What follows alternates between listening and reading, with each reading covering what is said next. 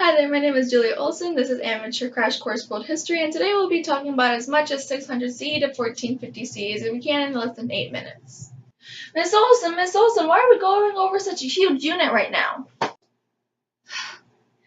Why else? We have to get a grade, gosh, learn a little while you're here at least.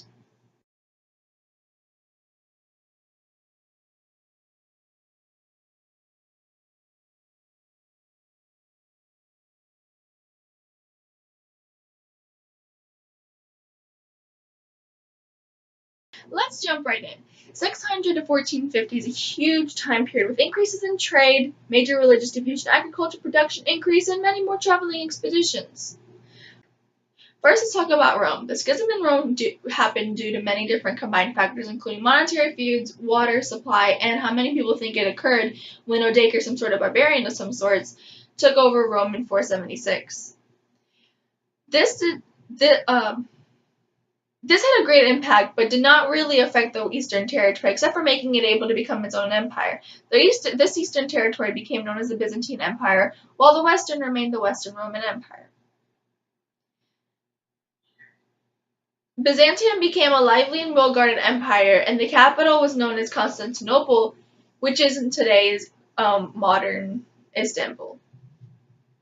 Constantine, which was the king at the beginning of the Byzantine Empire, set the construction for a wall that would surround the whole entire empire to protect it.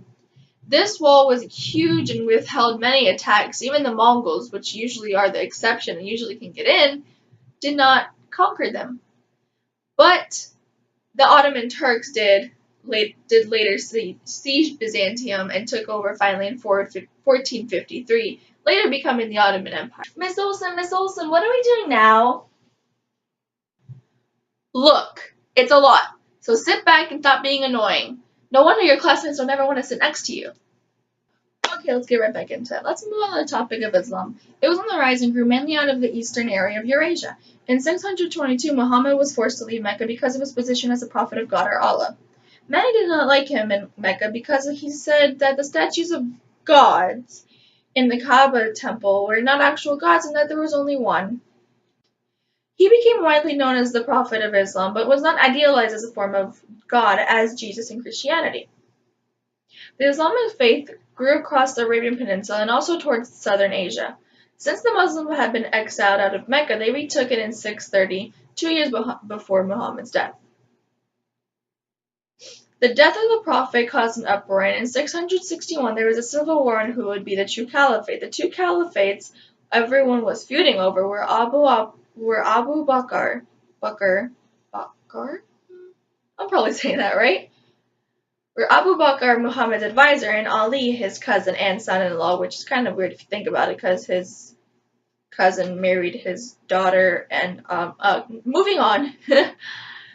This created the schism of the Islamic faith between Sunni Muslims and Shiite Muslims that's known today. What? It's time already? Okay, time for the open ladder, let's go. Welcome to the open ladder, but first, let's check what's in the second compartment. Tissues and notebooks. Because that's what you're going to need exactly in AP World History, because you're going to be crying your eyes out while studying. Yes, because if you want to pass that AP exam, you need to study. So, dear new students, I really hate to inform you, but you're in for a lot. But trust me, it'll pay off when you get that passing grade on the AP exam and lose some credits in college.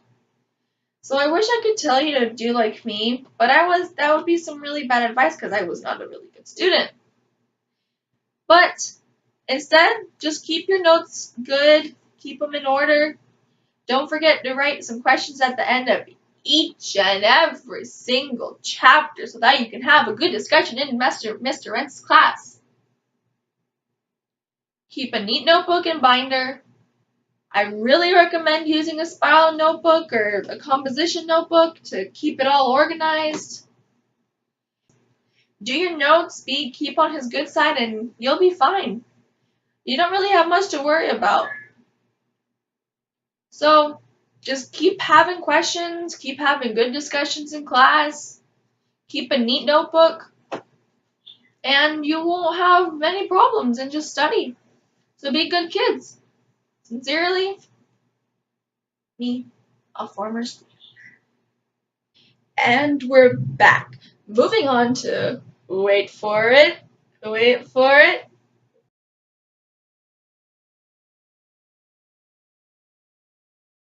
Yes, the Mongols, that's right, here we are, my favorite group of all time. Ah! As many of you know, the Mongols are usually the ones that are exceptions, but not today, because we have to include them in this. These guys were always fierce, but from the beginning of their time, they took over empires, groups of people just by skilled horseback fighters and their good archery skills. Man, I wish I was a good archer. I tried that once, it didn't really work out. Now here's where the good part begins. In 1200, Genghis Khan brought together and unified the Mongol tribes. His great influence made them stronger than ever, leading them to conquer major, vast land masses. Anyways, though there was a majority of peace, religious tolerance, and new economic opportunities, once Khan died in 1227, it wasn't very long of his reign, only 27 years, but if you think about it, it was kind of pretty long. A lot of things fell apart. Anyways. There was fighting between his successors, but eventually they managed to split up the kingdom into 4 territories. These territories became known as the different Khanates. They included the Golden Horde, the Huan Dynasty, Il Khanate, and Kangtai Khanate. The biggest Khanates were the Golden Horde and the Huan Dynasty. The Golden Horde, located in present-day Russia, was not directly ruled by the Mongols, but there were princes appointed, which was kind of smart, but kind of done at the same time, because if you think about it, the princes were able to take the money, the taxes that they had to collect from the peasants, and later they became pretty popular and became pretty rich because of it.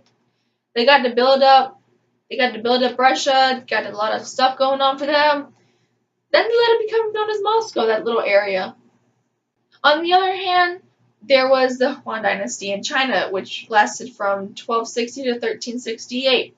It wasn't until 1271 that the Kublai Khan, the ruler of this Khanate, established the area to become traditionally Chinese. Now, these guys faced problems with money because of the campaigns and wars and construction. Though the Khan at the time tried to take Japan, but they didn't really succeed because of the typhoon, over water, so they never succeeded in taking over Japan. So if you think about it all together, this really gives you some thought, doesn't it? Because there's a lot more where this information came from in AP World History. So I hope you're all prepared for next year. Or I hope you're all prepared for this year, so have fun. Bye.